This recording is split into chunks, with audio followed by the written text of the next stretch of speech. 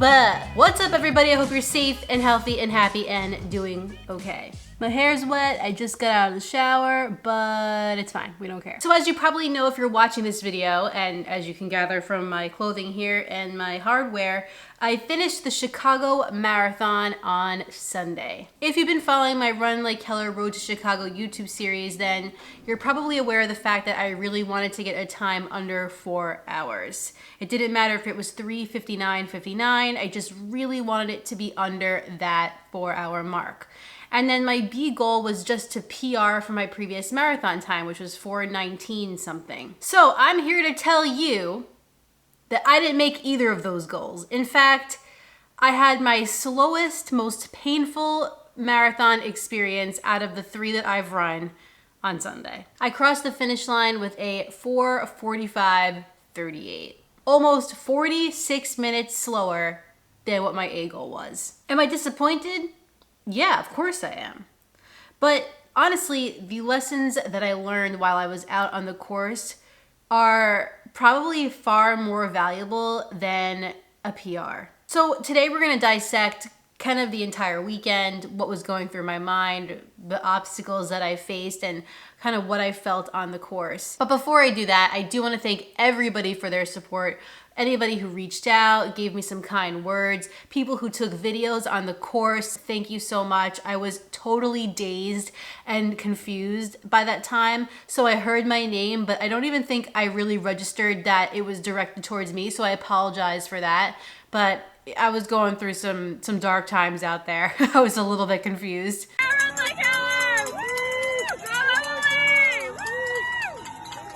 And I also really want to thank the people who did like the support cards that were hopefully going to show up on the screen at mile 8. I didn't see any on the course, but to get that email and just see how many of you went out of your way to do that for me was really, really, really special. So thank you. I really want to thank my best friend and coach, Kate Dello Runs, for getting me to the starting line and setting me up for success. Whatever happened on that day, happened on that day, and blowing up at mile 7 is no indication of any of the training that I did. So let's start with the travel obstacles that we faced trying to get to Chicago. We originally had a flight that was scheduled to leave at like 11 a.m. or something like that.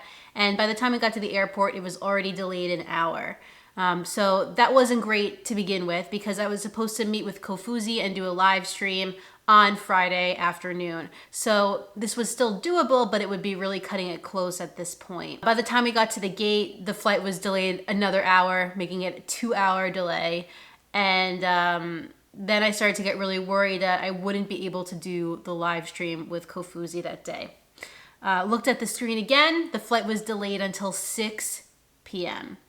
They gave us some kind of like crew issue. I think what really it comes down to is a lot of people, a lot of pilots, maybe, I don't know, flight attendants were laid off during COVID. So there was just not a lot of people to work with. So super unfortunate. I was definitely very angry and frustrated in the moment, especially because I really wanted to do that live stream with Kofuzi. So already my anxiety and stress level was very high. And on top of that, of course, I'm also anxious about the race on Sunday. So my nerves are just really, really like kicked up to the 10th degree at this point. So eventually what me and my fiance decided to do is take a flight to Milwaukee. We got to Milwaukee around 4 Central maybe. And then we had to wait in a rental car line for an hour and a half for a rental car. So that just completely killed the whole day. I mean, I was hoping to get to Chicago, you know, with half a day left so that I could kind of like settle in, do the live stream. Wasn't a good deal. We finally end up getting to Chicago, all things said and done, around like close to 8 o'clock. It just wasn't a good day. I was on my feet all day long with this heavy ass backpack on my back, just completely stressed out, and definitely didn't drink enough water just because we were going from point A to point B, and it just wasn't a good vibe. So kind of started the trip out not on such a great foot. But on Saturday, obviously, it was a new day. So we wake up, we have breakfast, we go to the expo, which was really cool. I was pretty calm at this point, but I was already worked up because of the issues the day before. And what I noticed and learned on this trip, which is a very big lesson, is that stress is a very sneaky thing.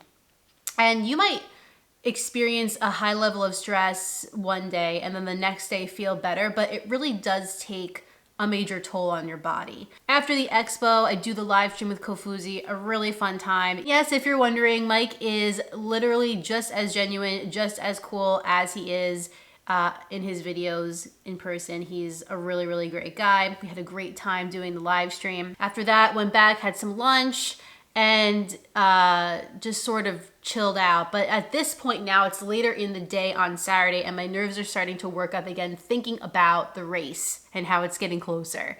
What it felt like to me, because of all the issues on Friday, was that everything was like very jammed together. And I didn't have like a lot of time to soak in the moment and like take a second to breathe. I mean, the only time I really did that was when we were doing the live stream. That was probably the point that I felt the most relaxed throughout the entire weekend. We had a dinner reservation, but not till 7:45 because that's all we could get. So we ended up going to like the pasta. There was like a pasta night at the hotel. So we went to that. It wasn't very good, but I mean, it was edible. But I could barely even eat anything because I was so nervous. After that, went back to the room, kind of settled in, and we went to bed for the next day, which was race day. I woke up on race day at about 4:45 a.m. and was out of bed by 5. The day before, I had went to a Starbucks and got an iced vanilla latte, a muffin, and some hard-boiled eggs that I could eat the next day. There was luckily a fridge in the room, so I just stuck it all in there. And I had that.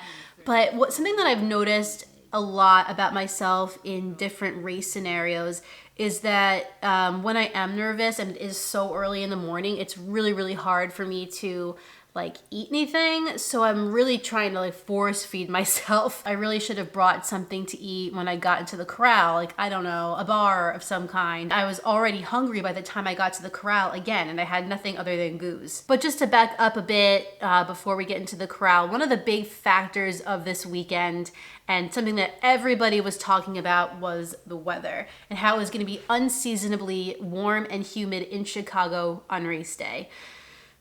So I was really trying to not let that get into my head because I've been training all summer in hot, humid conditions. So, you know, you'd think that would be good and would be beneficial for me on race day. So we start walking to the race, and I'm wearing a sweatshirt that I'm just gonna like pass off to my dad or to Ariana when we get to the gate.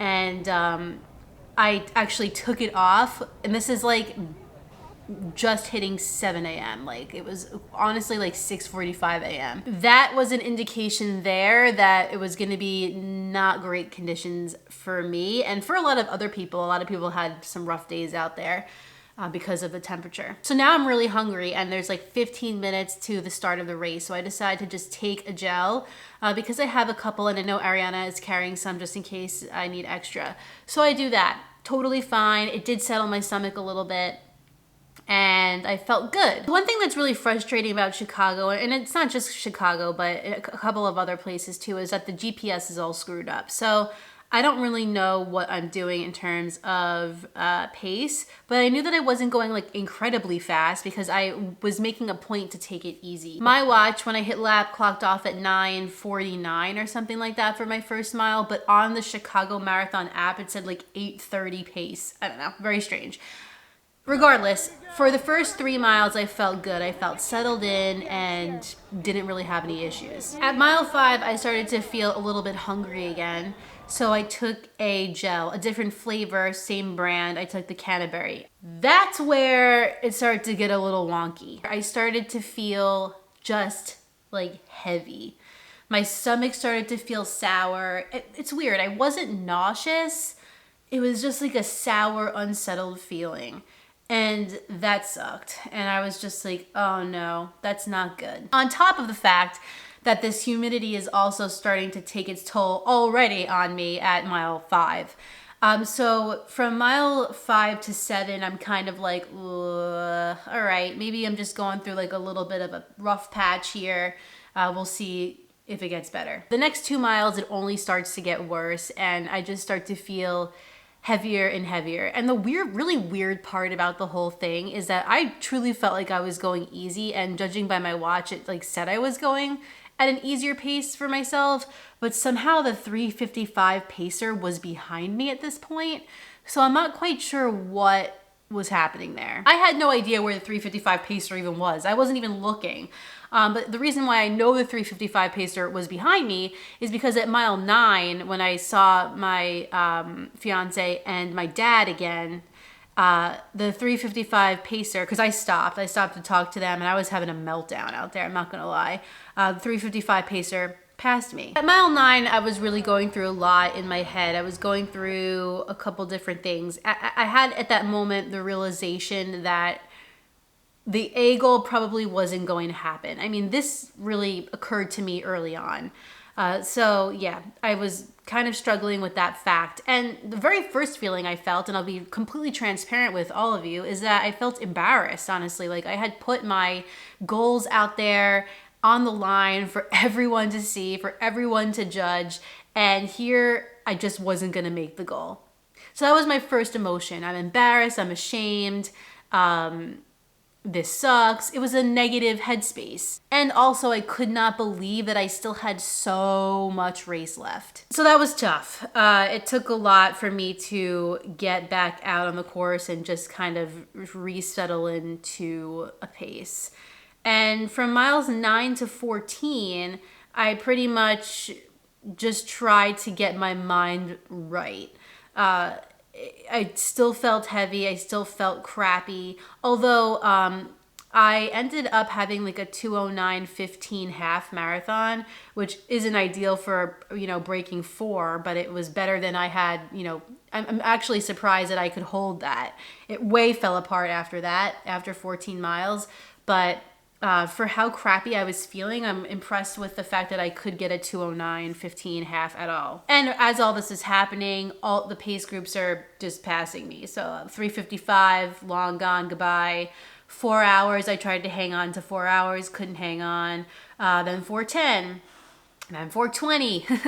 And it's just not happening for me. I cannot hold on to it at that point. So I decided to turn my mindset around, and I thought about all the people who really wish that they could be out on that course at that moment, in the pain cave with me, alongside me, who can't, who are injured, who are sick, who couldn't be there for whatever the reason might be.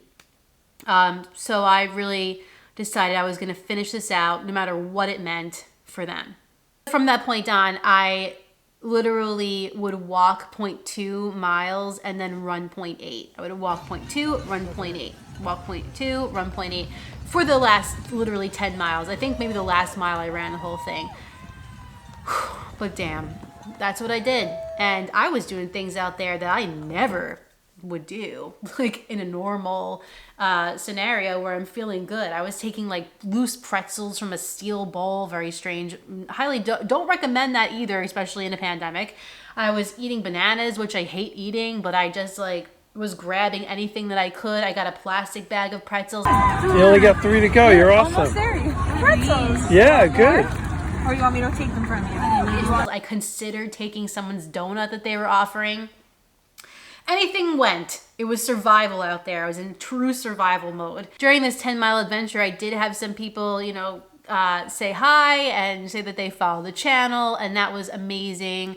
Thank you guys for saying hello, because it took me out of a really, really dark place, and it was just nice to know that I wasn't alone out there, because at times it feels kind of lonely, especially when you're in your own head and you're just thinking about how this is going so far from what you wanted. And speaking of that, at like 800 meters to go, they have a sign that says 800 meters to go. And at that sign were a couple of supporters of the channel, and they took a video of me and they were saying such nice things.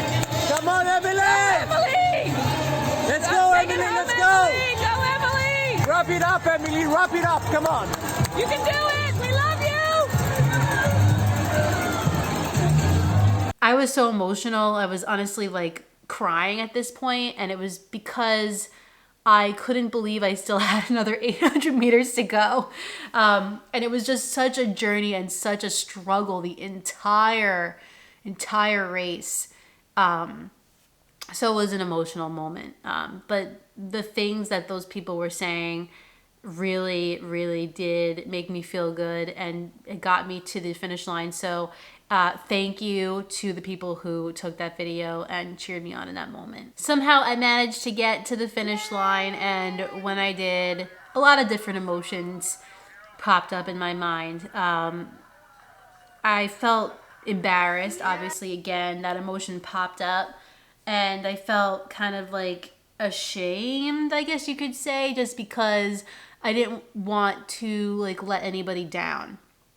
I didn't want to let Kate, my coach, down. I didn't want to let you guys down, my parents down, my fiance down. And I felt like I disappointed everybody because my training did not reflect this. How many training runs did I do where I ran 7 miles and didn't blow up and suffer through the next like however many teen miles? What I learned from this, and what I do think contributed to it, is that you don't realize the amount that stress really takes a toll on your body. And I think I just got myself so up to a million in the days leading up to the race over things that I couldn't control, that by the time I got to the race, I was just like totally fried. And that stress level just wrecked my body. It's okay to be disappointed, and it's okay to feel frustrated, but I think we also have to feel so grateful. And that's another thing that I tried to remind myself, because racing has been gone for such a long time, and now here we are, and we get to be out there, and no matter what the outcome is, you're lucky to be out there. So I really learned about myself that even in the hardest moments, I can really persevere and get through it no matter what, the outcome is. And that's a lesson that I can apply to running, sure, but also just to everyday life. And I'm definitely going to remember this moment going forward. I also thought during the race, like, I'm never doing a marathon again. This is crazy. Naturally, I'm like looking up marathons again. Isn't that how it always goes? But really the biggest takeaway, like I said, is that I need to exercise better coping mechanisms when I'm getting anxious over things that I can't control. I think some people might not want to make this video because it's considered a failure, but to me, this is not a failure at all. This is something that is real, and I'm a real human being that doesn't always get the goal. And sometimes you go out for your fastest goal time and you get your slowest marathon time ever.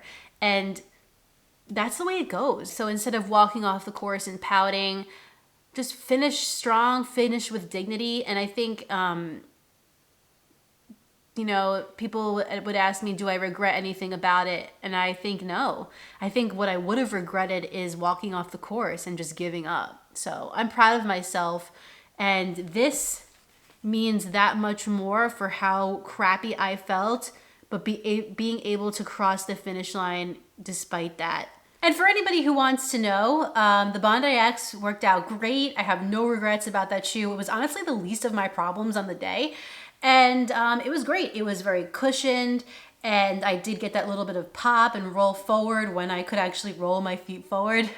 And it was pretty stable. And I'm very, very happy that I made that choice. And Mike Wardian wore them also, so like, I'm not the only one, okay? And I saw a couple other Bondi X wearers as well. I'll have a full review of the Bondi X this weekend because now it's well over 50 miles, and we'll talk all about it. We'll talk a little bit more about the shoe and how it did on race day. And now, everybody, I'm gonna put up a screen with all of my splits from the Chicago Marathon. Keep in mind that these are kind of wonky because the GPS was weird even though I hit lap, but this is what I have for it, so we'll work with it. But here we go.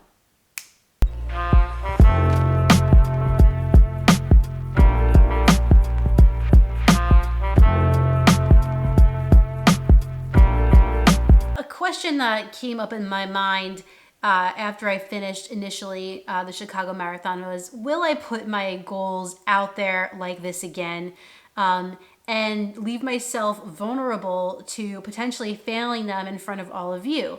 And maybe initially I thought maybe that's not such a good idea, but now thinking back on it, I couldn't think of anything else I would rather do. And I also think the lessons that you learn during failure really set you up for success in the future. I'm gonna face it head on, and hopefully some of you can relate to this. I'm a human being, I'm an average runner, I'm an age group runner, I'm one of you. And sometimes things don't go our way, but it's how you handle it and how you finish with dignity and pride and cross that finish line with every last ounce of gas that you have that make all the difference. Right now, I'm even more fired up to hit that breaking 4 time than I have ever been before. Well, everybody, that concludes the Run Like Heller Road to Chicago series. If you enjoyed this video and all the other videos in this series, please like it down below and subscribe. And when you're done with all that, hit the notifications bell so you can find out every time I upload a new video. You wanna wear a medal? Yay! Isn't that pretty? You won! Have another video for you guys on Sunday, but in the meantime, get out there, get on the grind, and and don't forget to run like Heller.